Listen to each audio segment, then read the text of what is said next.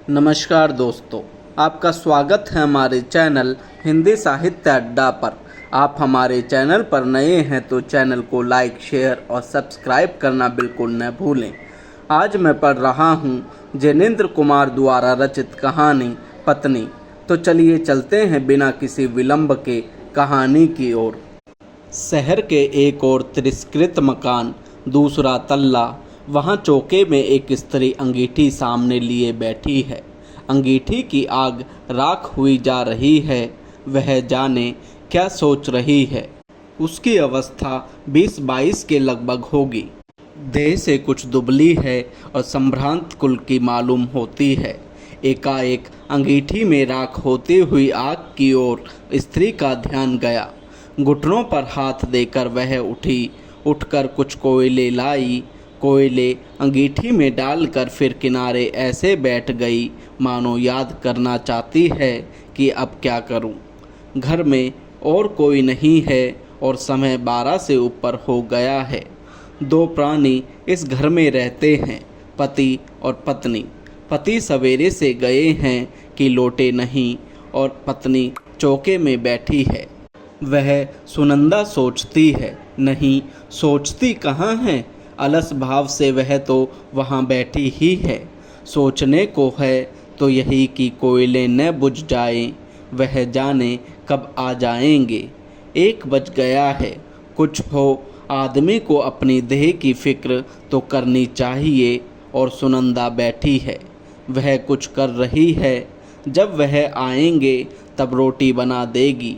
वह जाने कहाँ कहाँ देर लगा देते हैं और कब तक बैठूं। मुझसे नहीं बैठा जाता। कोयले भी लहक आए हैं और उनसे झल्लाकर तवा अंगीठी पर रख दिया।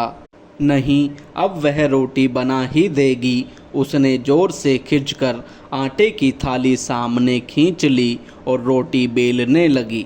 थोड़ी देर बाद उसने जीने पर पैरों की आहट सुनी।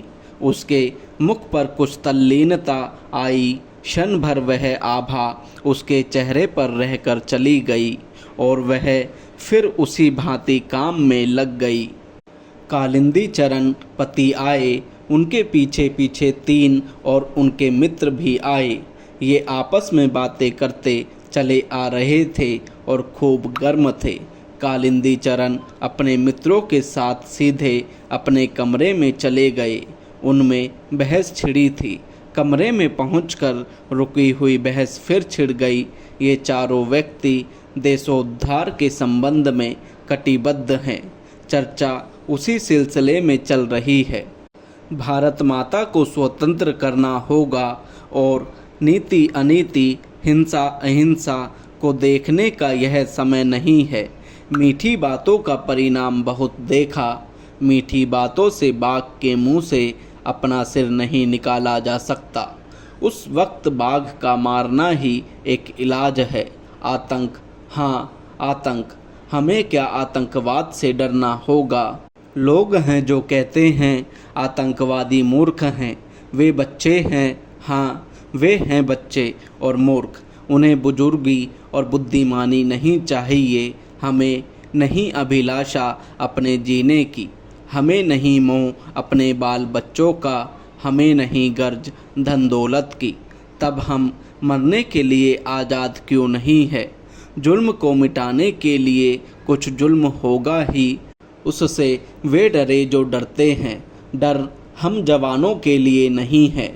फिर वे चारों आदमी निश्चय करने में लगे कि उन्हें खुद क्या करना चाहिए। इतने में कालिंदी चरण को ध्यान आया कि न उसने खाना खाया है न मित्रों को खाने के लिए पूछा है। उसने अपने मित्रों से माफ़ी मांगकर छुट्टी ली और सुनंदा की ओर चला। सुनंदा जहाँ थी वहाँ है। वह रोटी बना चुकी है। अंगीठी के कोयले उल्टे तवे से दबे हैं। माथे को अंगुलियों पर टिकाकर वह बैठी है। बैठी बैठी सूनी सी देख रही है। सुन रही है कि उसके पति कालिंदी चरण अपने मित्रों के साथ क्यों और क्या बात कर रहे हैं। उसे जोश का कारण नहीं समझ में आता। उत्साह उसके लिए अपरिचित है। वह उसके लिए कुछ दूर की वस्तु है। स्मरणीय और मनोरम और हरियाली।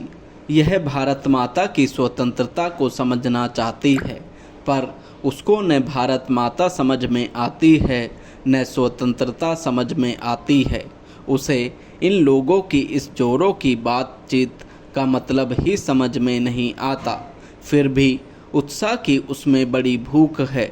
जीवन की होश उसमें बुझती सी जा रही है, पर वह जीना चाहती है। उसने बहुत चाहा है कि पति उससे भी कुछ देश की बात करे।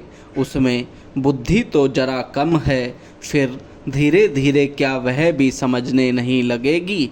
सोचती है, कम पढ़ी हूँ तो इसमें मेरा ऐसा कसूर क्या है। अब तो पढ़ने को मैं तैयार हूँ, लेकिन पत्नी के साथ पति का धीरज खो जाता है। खैर, उसने सोचा है उसका काम तो सेवा है, बस यह मानकर जैसे कुछ समझने की चाही छोड़ दी है।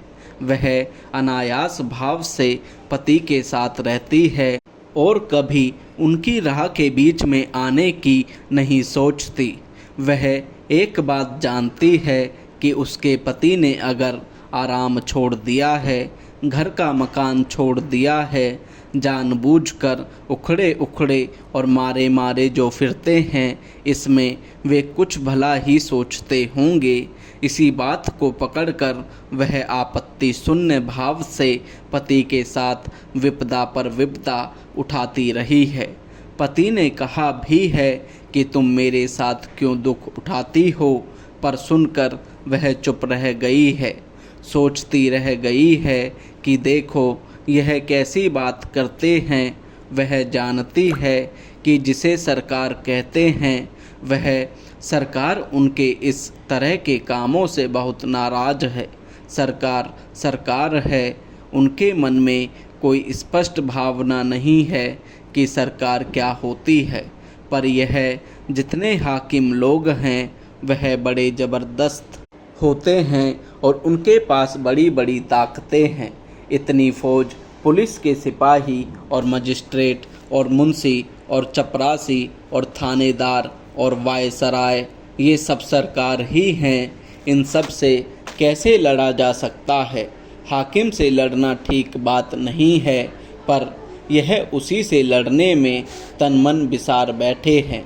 खैर, लेकिन ये सब के सब इतने ज़ोर से क्यों बोलते हैं? उसको यही बहुत बुरा लगता है।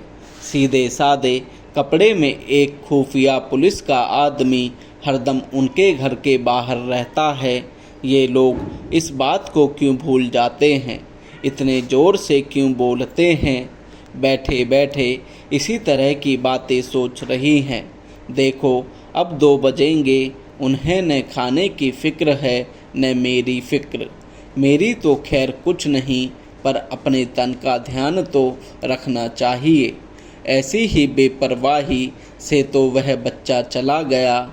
उसका मन कितना भी इधर उधर डोले, पर अकेली जब होती है तब भटक भटक कर वह मन अंत में उसी बच्चे के अभाव पर आ पहुंचता है। तब उसे बच्चे की वही वही बातें याद आती हैं। वे बड़ी प्यारी आँखें, छोटी छोटी उंगलियां और नन्हे नन्हे होठ याद आते हैं। अटखेलियाँ याद आती है। सबसे ज़्यादा उसका मरना याद आता है।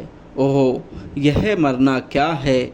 इस मरने की तरफ उससे देखा नहीं जाता। यद्यपि वह जानती है कि मरना सबको है, उसको मरना है, उसके पति को मरना है, पर उस तरफ भूल से क्षण भर देखती है तो भय से भर जाती है। यह उससे सहा नहीं जाता। बच्चे की याद उसके मत उठती है। तब वह विह्वल होकर आँख पोंछती है और हठात इधर उधर की किसी काम की बात में अपने को उलझा लेना चाहती है, पर अकेले में वह कुछ कर रह कर वही वह याद, वही वह मरने की बात उसके मन हो रही है और उसका चित्त बेबस हो जाता है। वह उठी, अब उठकर बर्तनों को मांज डालेगी, चौका भी साफ करना है। ओहो, खाली बैठी मैं क्या सोचती रहा करती हूँ। इतने में कालिंदी चरण चौके में घुसे। सुनंदा कठोरतापूर्वक सुनने को ही देखती रही। उसने पति की ओर नहीं देखा। कालिंदी ने कहा, सुनंदा, खाने वाले हम 4 हैं, खाना हो गया? सुनंदा चून की थाली और चकला बेलन और बटलोई वगैरह खाली बर्तन उठाकर चल दी, कुछ भी बोली नहीं। कालिंदी ने कहा, सुनती हो, 3 आदमी मेरे साथ और हैं, खाना बन सके तो कहो, नहीं तो इतने में ही काम चला लेंगे। सुनंदा कुछ भी नहीं बोली। उसके मन में बेहद गुस्सा उठने लगा। यह उससे क्षमा प्रार्थी से क्यों बात कर रहे हैं? हंसकर क्यों नहीं कह देते कि कुछ और खाना बना दो? जैसे मैं गैर हूँ, अच्छी बात है, तो मैं भी गुलाम नहीं हूँ कि इनके ही काम में लगी रहूँ। मैं कुछ नहीं जानती खाना वाना। और वह चुप रही। कालिंदी चरण ने जरा जोर से कहा, सुनंदा। सुनंदा के जी में ऐसा हुआ कि हाथ की बटलोई को खूब जोर से फेंक दे। किसी का गुस्सा सहने के लिए वह नहीं है। उसे तनिक भी सुध न रही कि अभी बैठे बैठे इन्हीं अपने पति के बारे में कैसी प्रीति की और भलाई की बातें सोच रही थी। इस वक्त भीतर ही भीतर गुस्से से घुटकर रह गई। क्यों बोल भी नहीं सकती? सुनंदा नहीं ही बोली तो अच्छी बात है, खाना कोई भी नहीं खाएगा। यह कहकर कालिंदी तैस में पैर पटकते हुए लौटकर चले गए। कालिंदी चरण अपने दल में उग्र नहीं समझे जाते, किसी कदर उदार समझे जाते हैं। सदस्य अधिकतर अविवाहित हैं। कालिंदी चरण विवाहित ही नहीं है, वह एक बच्चा खो चुके हैं। उनकी बात का दल में आदर है। कुछ लोग उनके धीमेपन पर रुष्ट भी हैं। वह दल में विवेक के प्रतिनिधि हैं और उत्ताप पर अंकुश का काम करते हैं। बहस इतनी बात पर थी कि कालिंदी का मत था कि हमें आतंक को छोड़ने की ओर बढ़ना चाहिए। आतंक से विवेक कुंठित होता है और या तो मनुष्य उससे उत्तेजित ही रहता है या उसके भय से दबा रहता है। दोनों ही स्थितियाँ श्रेष्ठ नहीं है। हमारा लक्ष्य बुद्धि को चारों ओर से जगाना है, उसे आतंकित करना नहीं। सरकार व्यक्ति और राष्ट्र के विकास के ऊपर बैठकर उसे दबाना चाहती है। हम इसी विकास के अवरोध को हटाना चाहते हैं, इसी को मुक्त करना चाहते हैं। आतंक से वह काम नहीं होगा जो शक्ति के मद में उन्मत्त है। असली काम तो उनका मद उतारने और उनमें कर्तव्य भावना का प्रकाश जगाने का है। हम स्वीकार करें कि मद उसका टक्कर खाकर चोट पाकर ही उतरेगा। यह चोट देने के लिए हमें अवश्य तैयार रहना चाहिए, पर यह नोचा नाची उपयुक्त नहीं। इससे सत्ता का कुछ बिगड़ता तो नहीं, उल्टे उसे अपने औचित्य पर संतोष हो आता है। पर जब सुनंदा के पास से लौटकर आया तब देखा गया कि कालिंदी अपने पक्ष पर दृढ़ नहीं है। वह सहमत हो सकता है कि हाँ, आतंक जरूरी भी है। हाँ, उसने कहा, यह ठीक है कि हम लोग कुछ काम शुरू कर दें। इसके साथ ही कहा, आप लोगों को भूख नहीं लगी है क्या? उनकी तबीयत खराब है, इससे यहाँ तो खाना बना नहीं। बताओ क्या किया जाए? कहीं होटल चलें? एक ने कहा कि कुछ बाजार से यहीं मंगा लेना चाहिए। दूसरे की राय हुई कि होटल ही चलना चाहिए।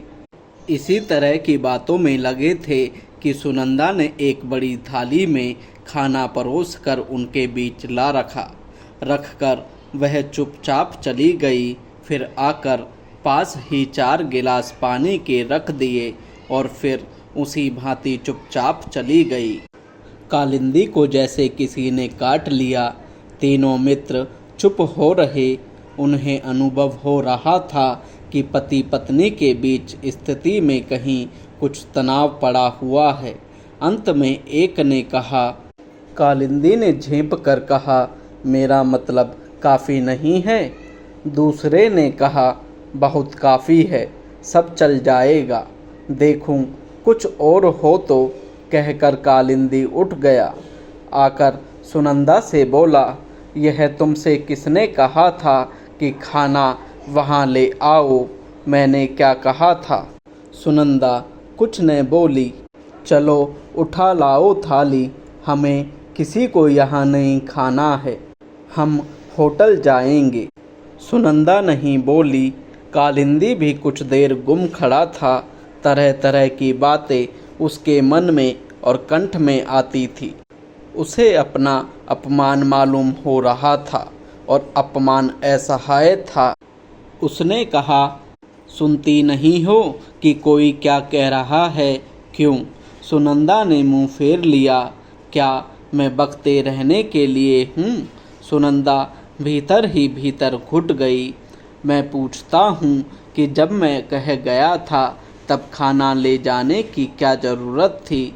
सुनंदा ने मुड़कर और अपने को दबाकर धीमे से कहा, खाओगे नहीं? एक तो बज गया। कालिंदी निरस्त्र होने लगा। यह उसे बुरा मालूम हुआ। उसने मानो धमकी के साथ पूछा, खाना और है? सुनंदा ने धीमे से कहा, अचार लेते जाओ। खाना और नहीं है? अच्छा लाओ अचार। सुनंदा ने अचार ला दिया और लेकर कालिंदी भी चला गया। सुनंदा ने अपने लिए कुछ भी बचा कर नहीं रखा था। उसे यह सूझा ही न था कि उसे भी खाना है। अब कालिंदी के लौटने पर उसे जैसे ही मालूम हुआ कि उसने अपने लिए कुछ भी बचा कर नहीं रखा है, वह अपने से रुष्ट हुई। उसका मन कठोर हुआ, इसलिए नहीं कि क्यों उसने खाना नहीं बचाया, इस पर तो उसमें स्वाभिमान का भाव जागता था। मन कठोर यूँ हुआ कि वह इस तरह की बात सोचती ही क्यों है। छी, यह भी सोचने की बात है। और उसमें कड़वाहट भी फैली। हठात यह उसके मन को लगता ही है कि देखो, उन्होंने एक बार भी नहीं पूछा कि तुम क्या खाओगी। क्या मैं यह सह सकती थी कि मैं तो खाऊं और उनके मित्र भूखे रहें? पर पूछ लेते तो क्या था? इस बात पर उसका मन टूटता सा है, मानो उसका तो तनिक सामान था वह भी कुचल गया हो। पर वह रह रह कर अपने को स्वयं अपमानित कर लेती हुई कहती है कि छी छी सुनंदा, तुझे ऐसी जरा सी बात का अब तक ख्याल होता है? तुझे तो खुश होना चाहिए कि उनके लिए एक रोज़ भूखे रहने का तुझे पुण्य मिला। मैं क्यों उन्हें नाराज़ करती हूँ? अब से नाराज़ न करूँगी, पर वह अपने तन की सुध तो नहीं रखते। यह ठीक नहीं है, मैं क्या करूं? और वह अपने बर्तन मांजने में लग गई। उसे सुन पड़ा कि वे लोग जोर जोर से बहस करने में लग गए हैं। बीच बीच में हंसी के कह कहे भी उसे सुनाई दिए। ओह, सहसा उसे ख्याल हुआ, बर्तन तो पीछे भी मल सकती हूँ, लेकिन उन्हें कुछ ज़रूरत हुई तो। यह सोच झटपट हाथ धो वह कमरे के दरवाजे के बाहर दीवार से लगकर खड़ी हो गई। एक मित्र ने कहा, अचार और है? अचार और मंगाओ यार। कालिंदी ने अभ्यासवश जोर से पुकारा, अचार लाना भाई, अचार। मानो सुनंदा कहीं बहुत दूर हो, पर वह तो बाहर लगी खड़ी ही थी। उसने चुपचाप अचार लाकर रख दिया। जाने लगी तो कालिंदी ने तनिक स्निग्ध वाणी से कहा, थोड़ा पानी भी लाना। और सुनंदा ने पानी ला दिया, लेकर लौटी और फिर बाहर द्वार से लगकर ओट में खड़ी हो गई, जिससे कालिंदी कुछ मांगे तो जल्दी से ला दे। ऐसे ही और वीडियो देखने व सुनने के लिए जुड़े रहिए हमारे चैनल से। साथ ही इस कहानी को पूरा सुनने के लिए आपका बहुत बहुत धन्यवाद।